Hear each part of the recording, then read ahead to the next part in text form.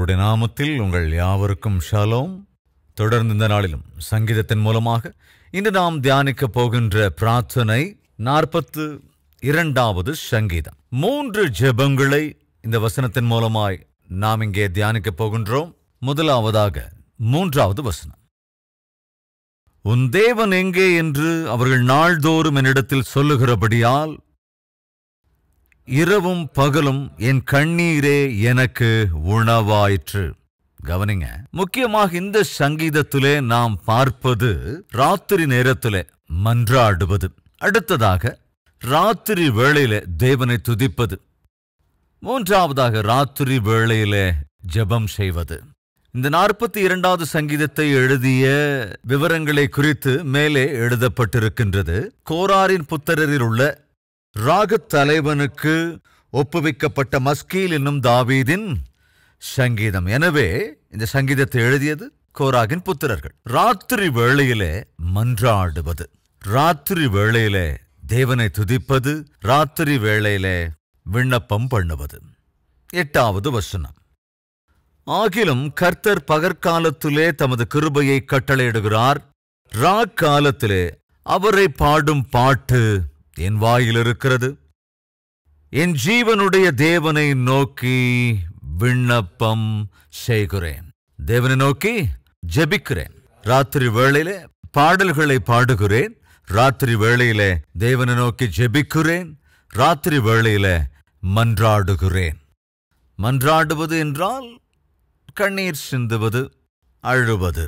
இந்த 3 விஷயங்கள். பக்தன் செய்கிற ஜெபம் 3 காரியங்களை சொல்கிறது. ஒன்று, ராத்திரி வேளையிலே மன்றாடுதல், ராத்திரி வேளையிலே தேவனை துதித்தல், ராத்திரி வேளையிலே ஜெபித்தல். முதலாவது, ராத்திரி வேளையிலே மன்றாடுகிறேன் என்றால் ராத்திரி வேளையிலே நான் அழுகிறேன். இன்று நம்மத்தில் யாராவது இருக்கிறீர்களா? எல்லோரும் தூங்கியதற்கு பிறகு கண்ணீர் சிந்துகிறவர்கள், பிள்ளைகள் தூங்கியதற்கு பிறகு அழுகின்றவர்கள், கணவன் தூங்கிய பிறகு கண்ணீர் சிந்தி அழும் மனைவிமார், ரூம்மேட்ஸ் தூங்கியதற்கு பிறகு, உன்னோட கூட தங்கியிருக்கிற ஹாஸ்டலில் இருக்கிற உன்னுடைய ரூம்மேட் தூங்கியதற்கு பிறகு, அல்லது யாரும் இல்லாத போது தனிமையில் ராத்திரி நேரத்தில் மன்றாடுகின்றவர்கள், அழுகிறவர்கள், கண்ணீர் சிந்துகிறவர்கள், மன்றாடி விண்ணப்பம் பண்ணுகிறவர்கள் நம்மத்தில் கண்டிப்பாக இருக்கவே செய்வீர்கள். இப்படி ராத்திரி வேளை அல்லது ராத்திரி முழுவதும் கண்ணீர் சிந்த வேண்டும், மன்றாட வேண்டும், அல்லது கண்ணீர் சிந்துகிறார்கள், மன்றாடுகிறார்கள் என்றால் அதற்கு பின்னால் ஏதோ ஒரு பலமான காரணம் கட்டாயம் இருக்கத்தான் செய்யும். இந்த நாளில் ஒருவேளை நீ ராக்காலத்துல எல்லோரும் தூங்கியதற்கு பிறகு கண்ணீர் சிந்துகிற, மன்றாடுகிற, ஜெபிக்கின்ற நபராயிருப்பா என்றால் அதற்கு பின்னால் இருக்கிற பலமான காரணம் என்ன, அல்லது நீ எதிர்கொள்ளுகின்ற பாடுகள் என்ன? இங்கே இந்த பக்தன் ராத்திரி நேரத்திலே மன்றாடுகிறான். அதற்கு காரணம் உண்டு. அது என்ன காரணம் என்றால் அந்த வசனத்திலேயே நம்மால் தெரிந்து கொள்ள முடியும். வாசிக்கின்றேன். உன் தேவன் எங்கே என்று அவர்கள் நாள்தோறும் என்னிடத்தில் சொல்லுகிறபடியால். Where is your God? உன் தேவன் எங்கே சென்று விட்டார்? இந்த கேள்வி பக்தனை மிகவும் கலங்க பண்ணிவிட்டது. எஸ், நமக்கு இருக்கின்ற விசுவாசத்தை குறித்து, நம்முடைய வாழ்க்கையிலே தேவன் கடந்த காலத்தில் செய்த, இப்பொழுது செய்து கொண்டிருக்கிற ஆச்சரிய காரியங்களை குறித்து நாம் நம்மோடு இருப்பவர்களிடத்துல நமக்கு இருக்கிற விசுவாசத்தை குறித்தோ, அல்லது நமக்கு இருக்கிற ஆவிக்குரிய அனுபவங்களை குறித்தோ, அல்லது தேவன் செய்த அற்புத காரியங்களை நாம் பகிர்ந்து கொள்ளுகிற போது கேட்கிறவங்க கேட்டுக்கிட்டே இருப்பாங்க. அப்படியா? உண்மையாவா? இப்படி ஜெபித்தால் பதில் வந்துவிடுமா? ஜெபம் செய்தால் அற்புதம் நடக்குமா? ஜெபம் செய்தால் என் வாழ்க்கை சரியாகி விடுமா? ஜெபம் செய்தால் என் குடும்பம் கட்டப்பட்டு விடுமா? எனக்கு இருக்கிற பாவ பழக்க வழக்கங்கள் என்னை விட்டு போய்விடுமா என்று நம்மிடத்தில் சில சந்தர்ப்பங்களில் எதிர்கேள்வி கேட்கக்கூடும். எஸ், ஜெபத்திற்கு பதில் வரும். ஏனென்றால் வேதத்தில் இப்படி எழுதப்பட்டிருக்கிறது, ஆபத்து காலத்தில் என்னை நோக்கி கூப்பிடு, நான் உனக்கு மறு உத்தரவு அருளி செய்வேன். நாம் சேவிக்கிற தேவன் ஜெபத்திற்கு பதில் தருகிறவர். நாம் சேவிக்கிற தேவன் ஜெபத்துக்கு செவிசாய்க்கிற தேவன். அது மாத்திரமல்ல, அதற்கு பதிலும் தருகிறவர். அவர் கண்களிலிருந்து காண்கிறவர், செவிகளிலிருந்து கேட்கிறவர், வாயிருந்து பேசுகிறவர், இருதயமிருந்து நம்மை புரிந்து கொள்ளுகின்றவர். அவர் கட்டாயம் பதில் தருவார். ஆனால் அந்த பதில் எந்த விதத்தில் இருக்கும், எப்பொழுது கிடைக்கும் என்பது நாம் செய்கிற ஜெபத்தின் அடிப்படையில், நமக்கு இருக்கிற தேவையின் அடிப்படையில், அதே போல் நம்முடைய விசுவாசின் அடிப்படையில் கூட சார்ந்திருக்கிறதா இருக்கிறது. ஞாபகம் இருக்கா? தேவன் நமக்கு 3 விதத்திலே பதில் தருவார். ஒன்று, நோ, நீ கேட்பது உனக்கு தேவையற்றது, எனவே உனக்கான பதில் நோ. நீ கேட்பது உனக்கு அவசியம், எனவே பதில் எஸ். நீ கேட்கிறாய், ஆனால் அவைகளை நான் இப்பொழுது உனக்கு தரப்போவதில்லை, இன்னும் கொஞ்ச காலம் கடந்த பிறகு தருவேன். வெயிட். எனவே நாம் ஜெபிக்கிற போது, சில சந்தர்ப்பங்களில் நாம் தேவனுக்கு விரோதமானவைகளை கேட்கிற போது தேவன் திட்டவட்டமாய் சொல்லுவார், நோ, அது உனக்கு அவசியமற்றது, உனக்கு அபாயகரமானது, உனக்கு அது க்ஷேமம் அல்ல, இதை உனக்காக நான் ஏற்பாடு செய்யவில்லை. இந்த தேவன் திட்டவட்டமாய் பதில் சொல்லிவிடுவார். அல்லது எஸ் என்று சொல்லுவார், அல்லது வெயிட் என்பார். சில காலம் காக்க வேண்டும். நீ கேட்கிறவைகளுக்கான பதிலை பெற்றுக்கொள்வதற்கு கொஞ்ச காலம் காத்திருக்க வேண்டும். எனவே ஜெபத்திற்கு தேவன் பதில் தருவாரா? கட்டாயம் தருவார். ஆனால் அந்த பதில்கள் 3 வகையாக இருக்கும். அந்த 3 பதில்களில் ஏதாவது ஒரு பதிலை கட்டாயம் தந்து விடுவார் என்பதை புரிந்து கொள்ள வேண்டும். தேவனை குறித்து நீ சாட்சி சொல்லுகிற போது, உன்னுடைய வாழ்க்கையிலே தேவன் செய்த ஆச்சரிய காரியங்களை குறித்து நீ அறிவிக்கிற போது நீ ரொம்ப சந்தோஷப்படுவ. அதை கேட்கிறவர்கள் கூட ஆச்சரியப்படலாம், அல்லது கேள்விகளை எழுப்பலாம். ஆனா இங்க இந்த பக்தனுக்கு இருக்கிற பிரச்சனை என்னவென்றால், என் தேவன் பெரியவர் என்பதை நான் நம்புகிறேன். என்னுடைய வாழ்க்கையில் எத்தனையோ ஆச்சரிய அற்புத காரியங்களை நான் கண்ணார கண்டிருக்கிறேன். ஆனால் இப்பொழுது என் நிலைமை ஏனோ ஒரு வெறுமையாகி போன ஒன்றுமில்லாத வாழ்க்கையாக மாறிவிட்டது. கனி எதுவும் இல்லாத விருட்சத்தை போல் ஆகிவிட்டது. தண்ணீர் இல்லாத பாலைவனத்தை போல ஆகிவிட்டது. ஏனோ தேவன் எனக்கு தூரமா இருப்பது போல தோன்றுகிறது. நான் எதை செய்தாலும் ஏனோ அவைகள் எனக்கு கைகூடி வருவதில்லை. என் பிரச்சனைகள் நாளுக்கு நாள் பெருகிக் கொண்டே இருக்கிறது. என்னுடைய கஷ்டங்களிலே நான் ஒவ்வொரு நாளும் சோர்ந்து போய்கொண்டே இருக்கிறேன். ஜெபிக்கிறேன், ஆனால் அதற்கு பதில் வருவதே இல்லை. என்னை சுற்றி ஒரு காலத்தில் என் சாட்சியை கேட்டவர்கள் இப்பொழுது என்னிடத்தில் கேள்வி கேட்கிறார்கள், உன்னுடைய தேவன் எங்கே? நீ சொன்னாய் அல்லவா உன்னுடைய தேவனை குறித்து? இந்த தேவன் இப்பொழுது என்னவானார்? ஆச்சரிய காரியங்கள் எல்லாம் செய்வார் என்று சொன்னாயல்லவா? அப்ப அந்த தேவன் எங்கே? இன்று உனக்கே பிள்ளைகள் இல்லையே. நீ திருமணத்திற்கு முன்பு நிறைய சாட்சியெல்லாம் சொன்ன. விவாகத்திற்கு முன்பு ஜெபிக்கிற போது 15 வருடங்களாக எனக்கு தெரிந்த உறவினர் வீட்டிலே தேவன் அருமையாக கற்பத்தின் கனிகளை அருளினார். நான் ஜெபித்த போது என் அண்ணனுக்கு குழந்தைகளை கொடுத்தார். என்னுடைய ஜெபத்தை கேட்டு என்னுடைய சகோதரிக்கு தேவன் குழந்தை பாக்கியத்தை கொடுத்தார். இப்படி எத்தனையோ சாட்சி சொன்னியே. இப்போ கல்யாணமாகி 3 வருஷம் ஆச்சு. அப்புறம் ஏன் உனக்கு அந்த தேவன் குழந்தை பாக்கியத்தை கொடுக்கல? என்னவானார் உன்னுடைய தேவன்? வேலைக்காக முயற்சி செய்து கொண்டிருக்கிறாயல்லவா? இன்டர்வியூ என்று ஓடோடி கொண்டிருக்கிறாயல்லவா? எங்கே போய்விட்டார் உன்னுடைய தேவன்? என் தேவன் குணமாக்குவார், ஆரோக்கியத்தை அருளுவார் என்று சொல்லி எத்தனையோ சாட்சிகளை சொன்னாயே. இன்று உன்னுடைய ஆரோக்கியமே சரியில்லையே என்றால் என்னவானார் உன் தேவன்? ஏன் அவர் உனக்கு ஆரோக்கியத்தை அருளவில்லை? உன் தேவன் ஆசீர்வதிக்கிறவர் என்று சொன்னாய், ஆறுதல் தருவார் என்று சொன்னாய். இன்று பொருளாதார ரீதியில பிரச்சனையில் இருக்கிறாய், கடன்களுக்குள் சிக்கிக் கொண்டாய், தவித்துக் கொண்டிருக்கிறாய். என்னவானார் உன்னுடைய தேவன்? இப்படிப்பட்ட கேள்விகளை தன்னை சுற்றியுள்ளவர்கள் கேட்கிற போது அவருக்கு மிஞ்சி இருந்தது என்னவென்றால் மன்றாடுவதுதான், கண்ணீர் சிந்துவதுதான்.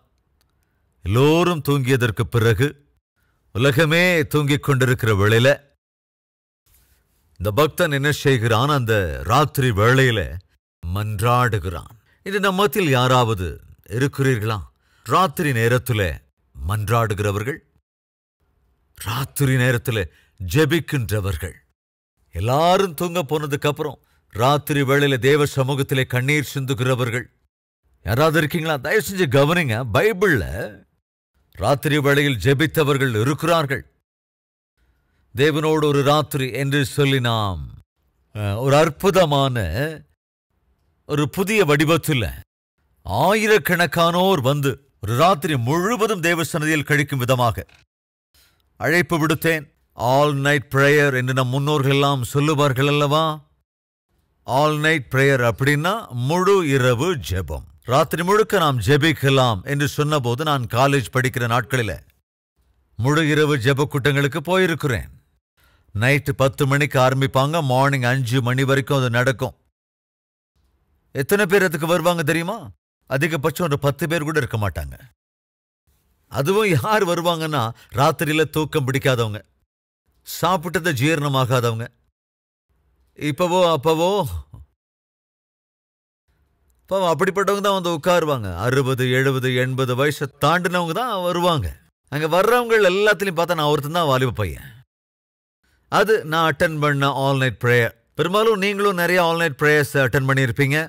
அந்தந்த சந்தர்ப்பங்களில் நீங்கள் கால்வரி டெம்பிளுக்கு வர்றதுக்கு முன்னால் ஒருவேளை ஆல் நைட் ப்ரேயருக்கு நீங்கள் எத்தனை பேர் போய் அட்டன் பண்ணியிருக்கீங்களோ எனக்கு தெரியாது.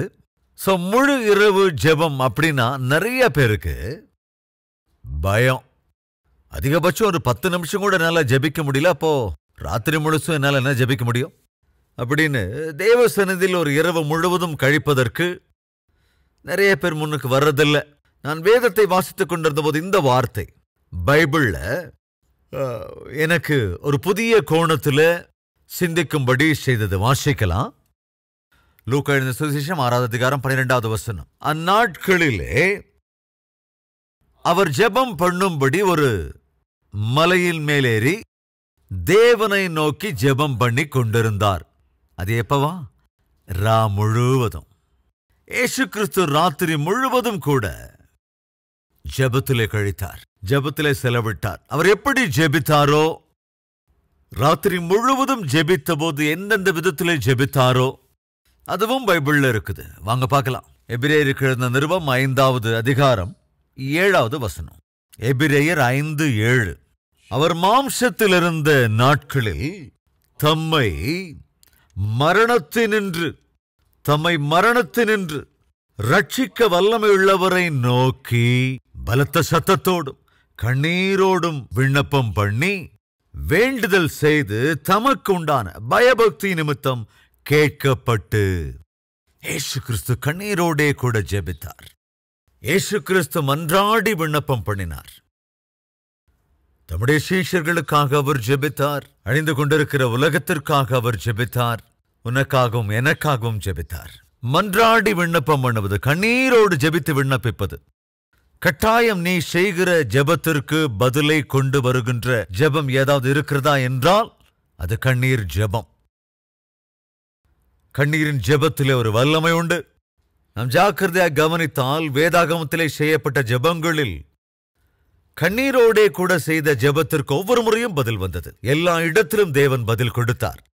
யார் கண்ணீர் சிந்தி ஜெபித்தாலும் தேவன் பதில் கொடுத்தார். அதே சமயம் மறந்துவிடக்கூடாது, நீங்கள் கண்ணீர் சிந்தி ஜெபித்தாலும் நீங்கள் செய்கிற ஜெபம் வார்த்தையின் அடிப்படையில் இருக்க வேண்டும். வேத வார்த்தைக்கு விரோதமாய் நீ கண்ணீர் சிந்தி பிரயோஜனமில்லை. எக்ஸாம்பிள், சவுலை தேவன் ராஜாவாக தெரிந்து கொண்டார். ஆனால் சவுலோ தேவனை புறக்கணித்தான், தேவனையே கூட எதிர்த்து நின்றான். அப்படி எதிர்மறையாய் நடந்து கொண்டு போது சாமுவேல் அழுதான், கண்ணீர் சிந்தினான். வாசிக்கலாம். 1 சாமுவேல் 15வது அதிகாரம் 11வது வசனத்தை வாசிக்கிறேன். நான் சவுலை ராஜாவாக்கினது எனக்கு மனஸ்தாபமாய் இருக்கிறது. அவன் என்னை விட்டு திரும்பி என் வார்த்தைகளை நிறைவேற்றாமற் போனான் என்றார். அப்பொழுது சாமுவேல் மனம் நொந்து ராம் முழுதும் கர்த்தரை நோக்கி கூப்பிட்டான். ராத்திரி முழுவதுமே சாமுவேல் விண்ணப்பம் பண்ணி கொண்டிருந்தான்.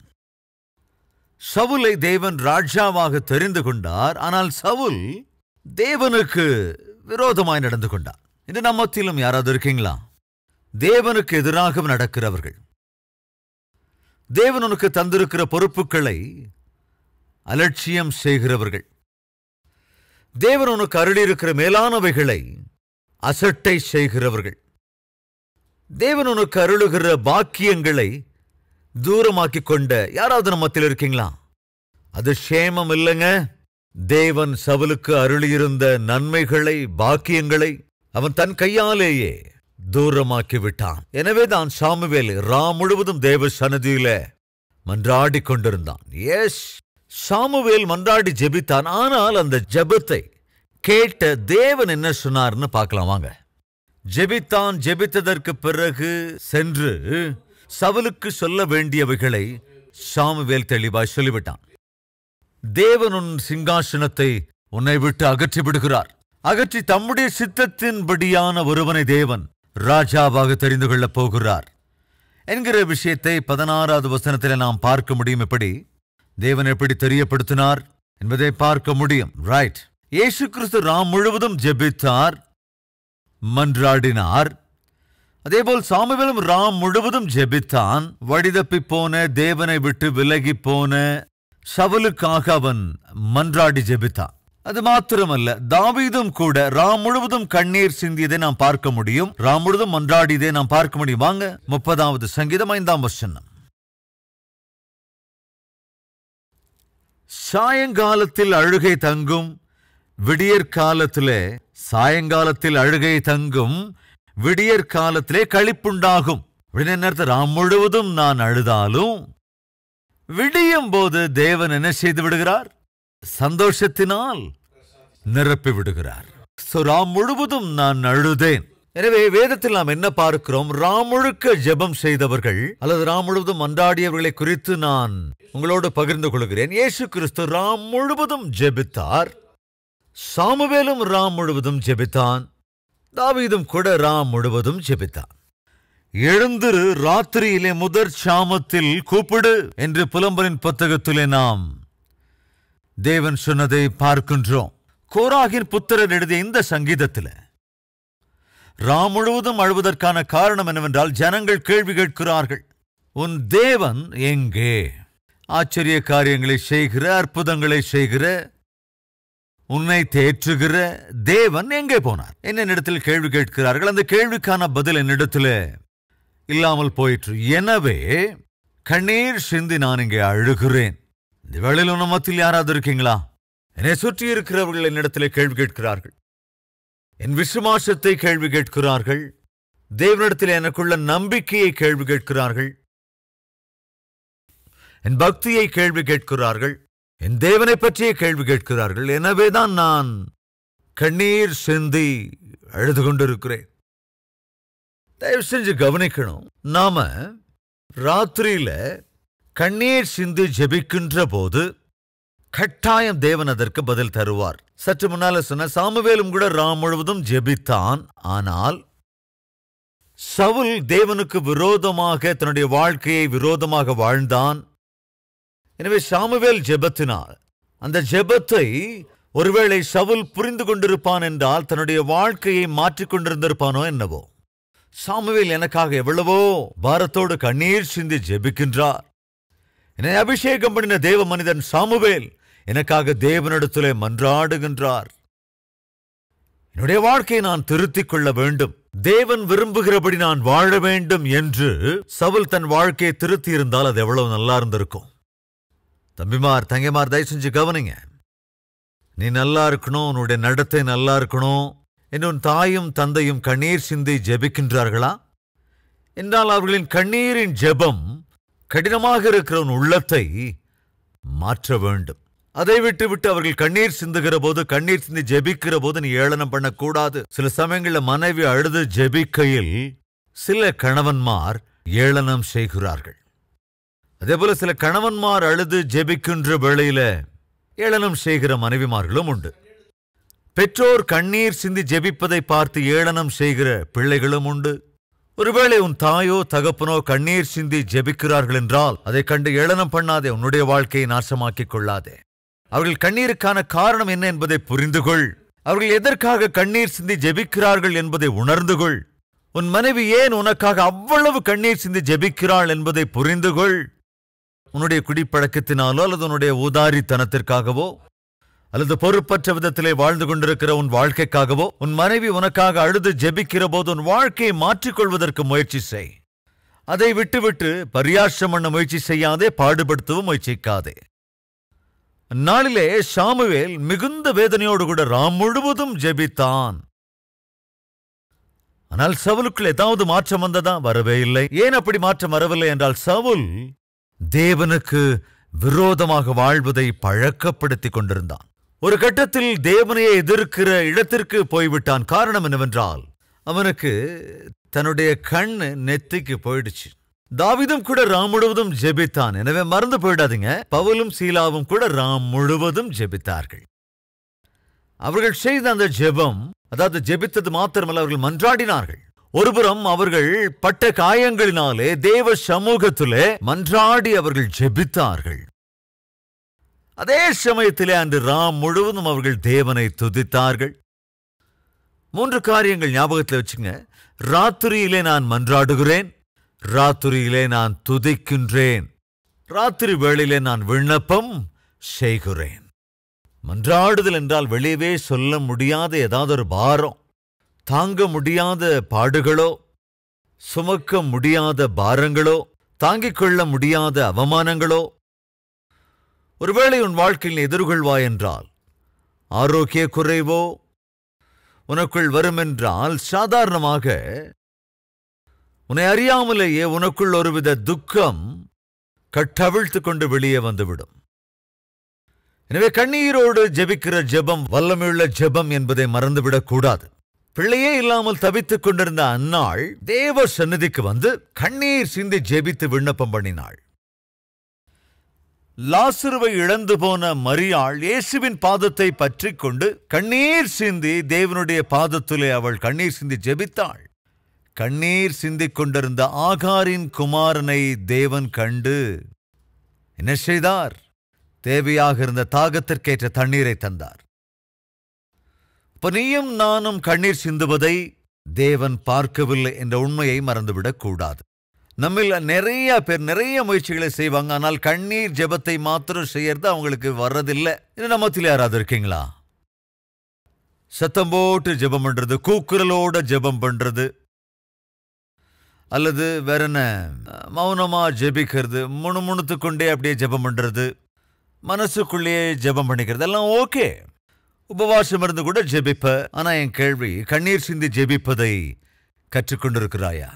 கண்ணீரின் ஜெபம் என்ற அனுபவம் உனக்கு இருக்கிறதா? மன்றாட வேண்டிய சமயத்துல மன்றாடலாம், பாடி துதிக்க வேண்டிய சமயத்துல பாடி துதிக்கலாம், பிரார்த்தனை செய்ய வேண்டிய சமயத்துல பிரார்த்தனை செய்யலாம்.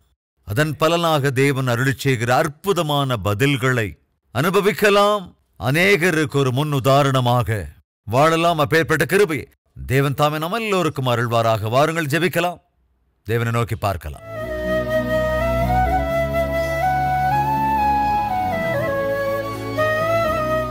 மகா பரிசுத்தமும் அன்பும் நிறைந்த எங்கள் பிதாவே, அநேக சந்தர்ப்பங்களிலே எங்கள் வாழ்க்கையில் நாங்கள் சந்திக்கிற கஷ்டங்களை கண்டு, வியாதி வேதனைகளை கண்டு, என்னென்னவோ பிரச்சனைகளை கண்டு, சாத்தானும் சாத்தானின் ஆட்களும் என்னவானார் உன் தேவன் உபவாச ஜெபம் என்பாயே, கண்ணீர் விட்டு ஜெபிக்கிறேன் என்பாயே, எப்ப பார்த்தாலும் ஆலயம் ஆலயம் என்பாயே, நம்பிக்கையோட காணிக்கை தருவாயே, தசம பாகம் வேற தருவாயே, சுவிசேஷ தானம் கூட செய்வாயே, என்னவானார் உன்னுடைய தேவன்? எத்தனையோ தடவை சாத்தான் மற்றும் சாத்தானுடைய ஆட்கள் இப்படிப்பட்ட கேள்வியை கேட்கிற போது பதில் கிடைக்காமல், பதில் தெரியாமல், பதில் என்ன சொல்லுவதென்று தெரியாமல் அழுத நாட்கள் எங்கள் வாழ்க்கையில் இருக்கிறதப்பா. ஆனால் ஒன்று நிச்சயம், உம்மிடத்தில் அன்பு கூறுகிறவர்களுக்கு, அதாவது உம்முடைய அநாதி தீர்மானத்தின்படி அழைக்கப்பட்டவர்களுக்கு சகலமும் நன்மைக்கேதுவாய் நடக்கிறதென்று அறிந்திருக்கிறோம். அதுதான் உண்மை. ஒன்றும் தெரியாத மார்க்கத்திலே இருளான சூழ்நிலைக்குள் ஒருவேளை நாங்கள் போகின்ற போது உம்மை மாத்திரம் நோக்கி பார்த்து உம்மையே சார்ந்து கொண்டு, என்னுடைய வாழ்க்கையில என் தேவன் இப்படிப்பட்ட சூழ்நிலையை அனுமதித்திருக்கிறார் என்றால் கட்டாயம் இதற்கு பின்னால் அவருடைய வல்லமையுள்ள ஒரு திட்டம் உண்டு என்ற நம்பிக்கையோடு நான் தொடருவேன். அதை விட்டுவிட்டு தேவனை சந்தேகப்பட மாட்டேன், தேவனிடத்தில் கேள்வி கேட்க மாட்டேன், சோர்ந்து போக மாட்டேன், உற்சாகம் இழந்து போக மாட்டேன், நிராசைக்கு இடம் கொடுக்க மாட்டேன். நம்புவேன், என் தேவனையே நம்புவேன். அவர் எனக்கு பதில் தருகிற வரைக்கும் நம்புவேன். பதிலை தந்ததற்கு பிறகு மனதார துதிப்பேன். ஜெப வாழ்க்கையை தொடர்ந்து கொண்டே இருப்பேன்.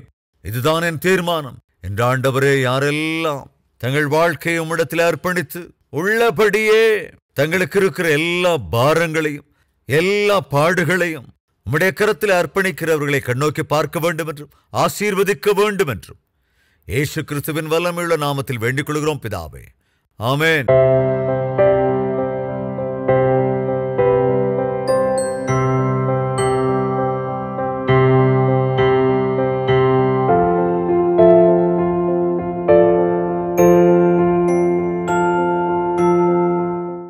எங்கள் முகவரி கல்வரி, தபால் பெட்டி எண் 30, குக்கட்பள்ளி, ஹைதராபாத் 72.